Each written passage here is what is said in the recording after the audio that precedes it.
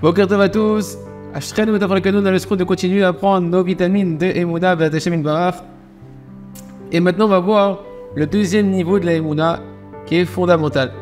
Rappelez-vous, qu'est-ce qu'on a vu jusqu'à aujourd'hui? On a vu jusqu'à aujourd'hui que le premier niveau de la Emouna, c'est d'avoir foi que la première shlav dans la Emouna, d'abord d'avoir conscience que Hashem c'est mon père, il m'aime, il me veut que du bien, et que tout ce qui m'arrive, ça provient de la volonté d'Akadosh Baruch Hu. Tout ce qui m'arrive, on avait dit, c'est Kacha Hashem Rotse, comme ça Hashem il veut. Et on a dit que la Emouna, elle n'est pas suffisante tant qu'on s'arrête là. Il faut monter à la deuxième étape de la Emouna, mais tant qu'on n'a pas validé d'abord que ce que je suis en train de vivre, ce qui est en train de m'être désagréable dans ma vie, ça provient d'Akadosh Baruch Hu, je ne peux pas passer encore à la deuxième étape. La deuxième étape, c'est celle-là. C'est Akol Yetova. Le deuxième niveau, c'est d'avoir la Emouna que tout ce qui m'arrive, c'est pour mon bien, pas pour le bien de l'humanité en général. C'est pour mon bien à moi, pour ton bien à toi. Bien que toi, tu as l'impression avec tes yeux que c'est pour ton mal. Tu es en train de vivre une galère et que c'est mauvais ce que tu es en train de vivre, etc.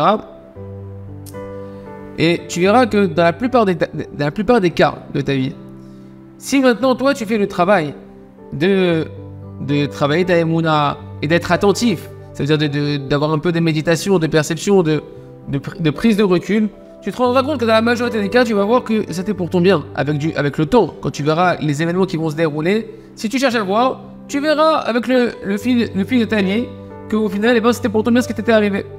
Par exemple, nous on prend un exemple classique qu'on a pu entendre, qui s'est déjà passé. Quelqu'un maintenant, toi tu veux prendre le bus, ouais, tu vas aller au travail, le métro, et tu vois le bus qui est là, tu cours pour rentrer dans le bus, et le chauffeur de bus, il te regarde, c'est-à-dire, il te voit, tu vois, il te voit bien, les portes elles se ferment devant toi, tu dis genre les portes s'il vous plaît, ouvre les portes. Et lui il regarde, il fait un petit sourire comme ça et il trace. Il s'en va. Qu'est-ce que tu penses toi? Tu dis mais il est grave celui-là. C'est pas possible, je comprends pas. T'as pas de pitié, t'as pas de cœur, t'as pas de miséricorde, tu commences à te mettre en colère sur le bus, des fois même tu vas te taper sur le bus, ouais. Et sur ce moment-là, au moment de l'épreuve, ah, je suis d'accord avec toi, c'est extrêmement dur. Tu vois pas du tout qu'est-ce qui est bien pour toi. Toi, t'arrives pas du tout à accepter avec amour ce que tu es en train de vivre. Parce que quoi? Tu es en train de vivre déjà d'une part une honte terrible devant tout le monde. Ce conducteur, il te méprise, il n'a rien à faire de toi, comme si tu n'étais pas là. Et en plus de ça, toi, tu sais que quoi? Tu sais que tu vas arriver en retard au travail, tu vas arriver en retard à ton rendez-vous. Mais si après maintenant, on vient te dévoiler, t'entends dans les informations, que ce bus-là, il a été pris dans un accident mortel. Et que Baruch Hashem, grâce au fait que t'es pas monté dedans maintenant, t'as été sauvé, t'es pas mort, t'es pas blessé. Combien on entend d'histoires comme ça en Israël avec des attentats, etc. Tu dis ah d'un coup tu commences à pleurer de joie, de reconnaissance envers Hashem. Merci Hashem, et tu bénis même ce conducteur. Merci conducteur que tu m'as pas ouvert la porte. Baruch Hashem que tu m'as pas ouvert la porte. Heureusement que tu m'as pas ouvert la porte, ouais. Alors que pourtant au début tu voulais le maudire celui-là. Alors c'est sûr que ça, c'est quand on voit le décor comme ça et qu'on a toute l'image du début à la fin du scénario. Mais il faut être clair et retenez bien, il faut beaucoup prier pour avoir la clairvoyance de se rappeler de ça au moment de l'épreuve. Au moment de l'épreuve, tu peux pas savoir que c'est pour ton bien. Tu peux pas savoir ce qui va se passer après. Tu n'es pas toi en dehors du temps pour savoir ce qui va se passer derrière. Tu vois pas le futur. T'es pas un visionnaire. Ouais. Alors toi, qu'est-ce qui se passe naturellement si tu travailles pas ta Emouna? Eh ben, tu te mets en colère, que maintenant tes programmes ils se sont chamboulés, ils sont pas passés comme tu voulais, etc. Mais il y a la différence, c'est que Hashem Yitbarach, le Créateur, béni soit-il, qui est ton Père, qui t'aime de l'amour qui dépend de rien, lui, il voit ce que tu vois pas. Lui, il voit le futur. Lui, il sait ce que tu sais pas. Il sait ce qui est bien pour toi, il sait l'itinéraire que tu dois prendre. Il sait comment te protéger par rapport à la mission que tu dois faire et aux étapes que tu dois franchir, comme c'est marqué dans Tehillim 116, Shomer Petayim Hashem. Hashem, il protège les ignorants. C'est quoi ici les ignorants? Les ignorants dans le sens où toi tu connais pas, tu sais pas ce qui se passe, tu sais pas qu'est-ce qui va être la suite de chaque étape que tu vas faire dans ta vie. Mais Hashem, lui, il sait, il te protège, et confiance que tu es dans les meilleures mains qui existent. Et même si maintenant, l'autobus là, tu dis ouais d'accord, moi, ça m'est arrivé déjà plein de fois, et l'autobus il a pas eu d'accident, tout s'est bien passé, il y a rien eu du tout. Alors pourquoi moi j'ai raté l'autobus? Jette ta tête, arrête de vouloir tout comprendre. Arrête de vouloir tout comprendre, Akadosh Baruch Hu, lui il sait, il t'aime, il sait ce qui est bien pour toi. Et Akadosh Baruch Hu, lui il connaît les étapes par lesquelles tu dois passer.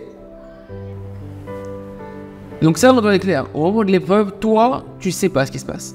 Tu sais pas ce qui se passe. Tu peux pas comprendre, c'est impossible pour toi. Donc ça sert à rien maintenant de te mettre en colère sur le conducteur, de t'en vouloir à toi, de culpabiliser que tu vas arriver en retard à ton travail ou à ton rendez-vous, etc. Ça, c'est un exemple très terre à terre, très simple, ok, concret, qu'on a pris comme ça. Mais BMT, en réalité, cet exemple-là, c'est cette manière de voir les choses-là, ces lunettes qu'on a mis de la Emouna dans cette situation-là.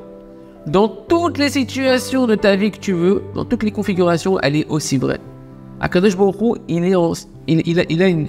C'est pas un ordinateur. L'ordinateur, c'est une blague. Akadosh Baruch Hu, il voit tous les paramètres, une infinité de paramètres que nous, on n'a pas, des calculs qui nous dépassent complètement notre entendement humain et de même des plus gros ordinateurs les plus sophistiqués au monde que tu veux.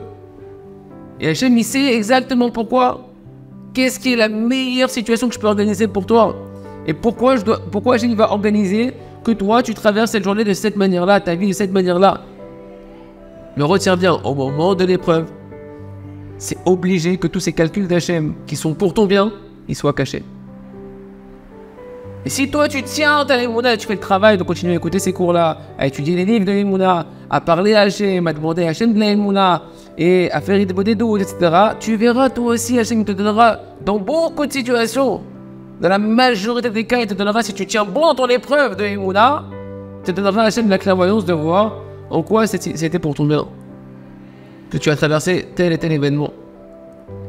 Mais il y aura des choses qui resteront malgré tout cachées. Et des choses qui vont se dévoiler qu'après la mort. Après la mort, quand on parle de la mort, c'est quand on part de ce monde-là. La Neshama, l'âme, elle est éternelle. Mais il y a des choses qui vont se dévoiler qu'après la mort. Des choses qui vont se dévoiler que lorsque Mashiach il viendra et qui racontera à chacun Mashiach Tzedkenu exactement le bien qu'il y avait dans tous les événements qu'il a vécu. C'est la lumière qu'il avait à Adam Arishon, grâce à la lumière qui brille à Hanouka, dans les 36 bougies de Hanouka qu'on allume, qui représentent les 36 lumières. Les 36 heures où la lumière elle a brillé dans les yeux d'Adam Arishon qui voyait d'un bout du monde à l'autre. Adam Arishon, il voyait d'un bout du monde à l'autre, ça veut dire quoi? Il voyait la cause et les effets de chaque événement, il voyait que tout était pour le bien. Ça s'est caché. Mashiach, il va nous redévoiler à tous que tout ce qu'on a vécu et tout ce que l'humanité, tout l'homme Israël a vécu, c'était pour le bien. Tu poseras les questions, il te donnera tout ce que tu veux comme réponse. Ok. Entre-temps, toi, tu dois accepter avec ta Emouna que Kadosh Baruch Hu, il sait et il voit ce que toi tu vois pas et il sait ce que toi tu sais pas. Le principe qu'on doit retenir, c'est qu'il n'y a que Kadosh Baruch Hu qui voit et qui sait en profondeur ton itinéraire qui est le meilleur pour toi. Et toi, maintenant, que ce soit un itinéraire, attention, au niveau matériel, parnassa, santé, femme, enfant, ce que tu veux, ou au niveau spirituel, ton yitzhara, tes traits de caractère, ton niveau, par quoi tu commences ta vie, dans quelle famille, avec quel niveau spirituel, avec quelles difficultés, quels obstacles, quel handicap spirituel. Tout ça, c'est orchestré par Kadosh Baruch Hu de la seule manière que lui, il sait que c'est pour ton bien. Et Hachem, il y a que lui qui voit qu'est-ce qui va pousser, quel bien il va germer de ce que l'on appelle un mal. Hein, comme la graine que tu mets dans la terre, la graine, au début, elle pourrit, ouais, et t'as l'impression qu'elle est en train de mourir, et puis d'un coup, elle va, t'es en train de l'enterrer, la graine, tu l'engraines sous la terre, tu l'enterres, t'es en train de la tuer.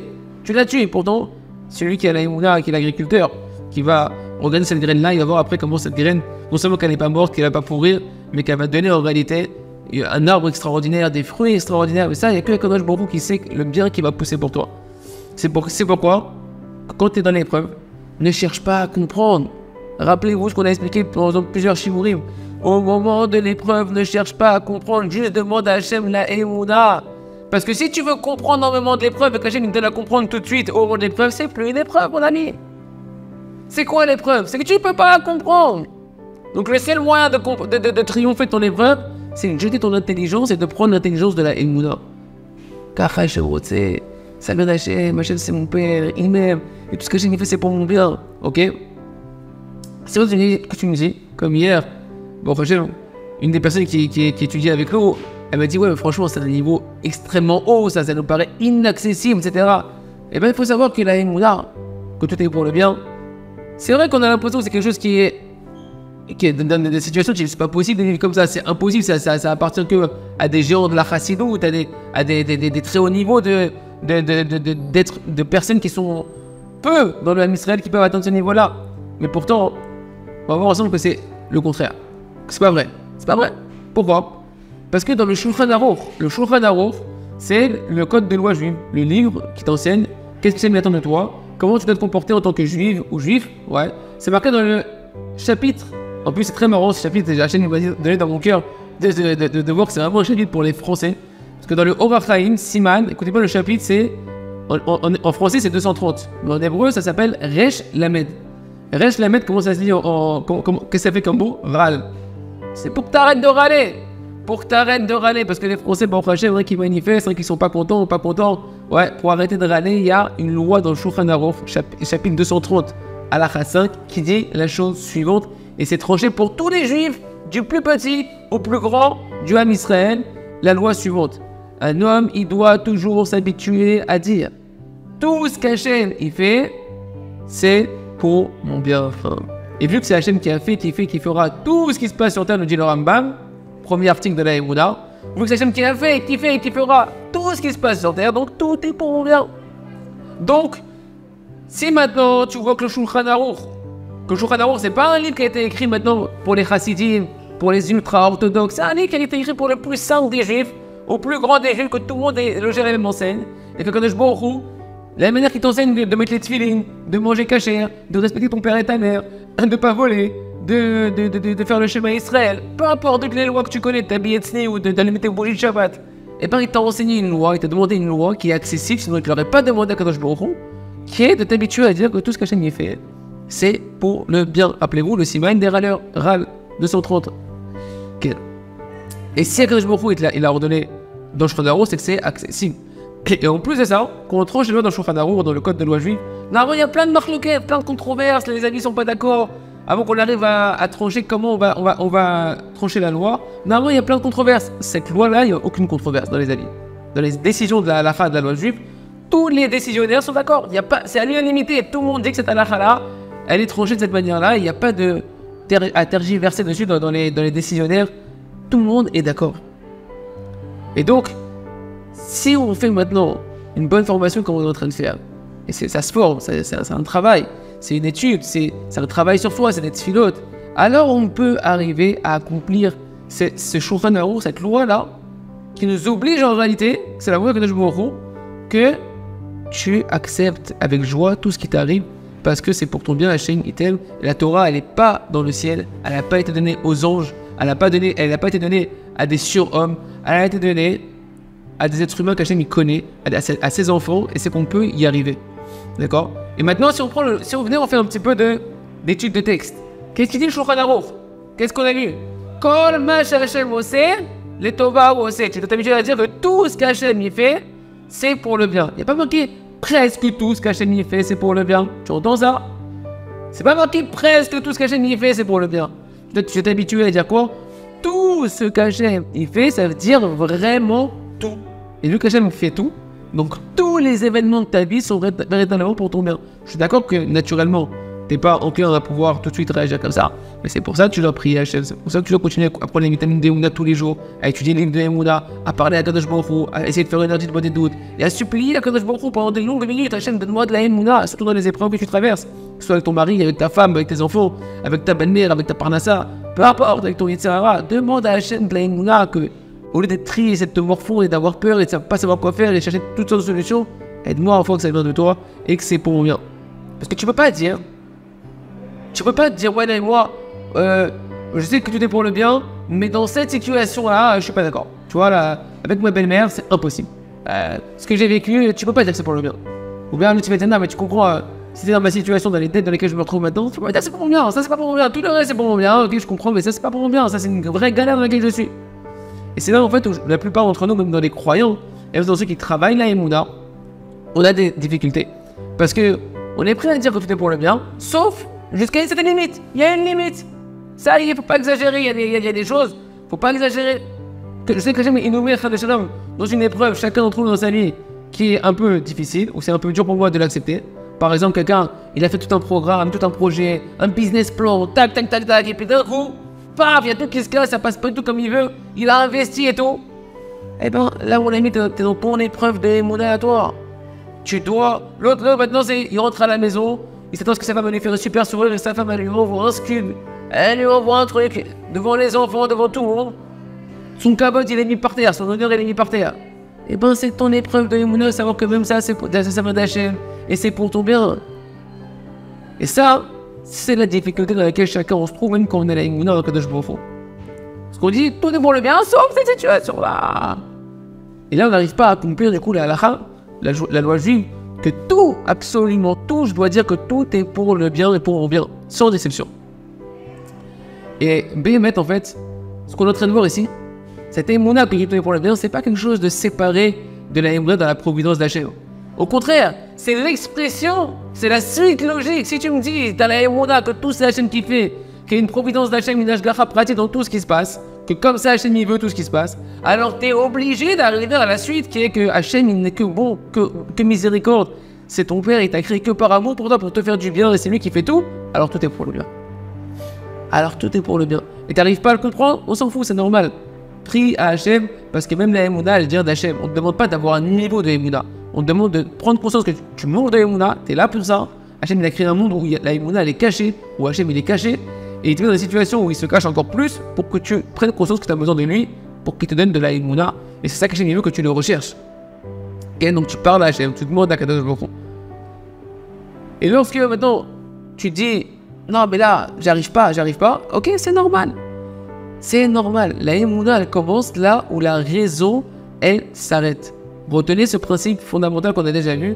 Il dit Rabbi Nachman de Breslev, où est-ce qu'elle commence la Emouna? Là où tu n'arrives plus à comprendre. Parce que tant que tu arrives à comprendre ta situation, tu te dis ouais franchement ça répète, moi je peux comprendre pourquoi c'est pour mon bien, etc. Ok donc c'est pas une Emouna, c'est pas de la Emouna, c'est pas vrai. Ça prouve pas que tu es de la Emouna. C'est de l'intelligence, c'est rationnel, tu arrives à comprendre les choses, tu vois les situations, tu comprends qu'en fait que c'est pour le bien. Ok donc ici c'est pas une épreuve de Emouna. Rationnellement tu as compris. C'est où tu as les épreuves de Emouna, c'est justement là où tu te dis mais je comprends pas. Moi je souffre, moi ça me fait mal, moi ça me casse les pieds, moi je voudrais pas que c'est comme ça, je vois absolument pas du bien, je vois que du noir. Et ben c'est là mon ami ton épreuve de Emouna, c'est là où Hachem il t'attend, c'est là où ta grandeur elle t'attend, c'est là où tes cadeaux ils t'attendent, c'est là où ta vraie joie et ton vrai plaisir il t'attend avec un Kadosh Baruch Hu, c'est ici. Là où tu vois le mal et tu te dis mais ça c'est sûr c'est pourri ce que je suis en train de vivre. Ah tu vois qu'Hachem il fait des choses pourries, Hachem il est mauvais, travaille ta Emouna, demande à Hachem la Emouna, jette ta tête. Jette ta raison, et demande à Kadosh Baruch Hu la Emouna jusqu'à ce que tu puisses remercier Hachem de tout ton cœur en dansant que ça vient d'Hachem, que c'est pour ton bien.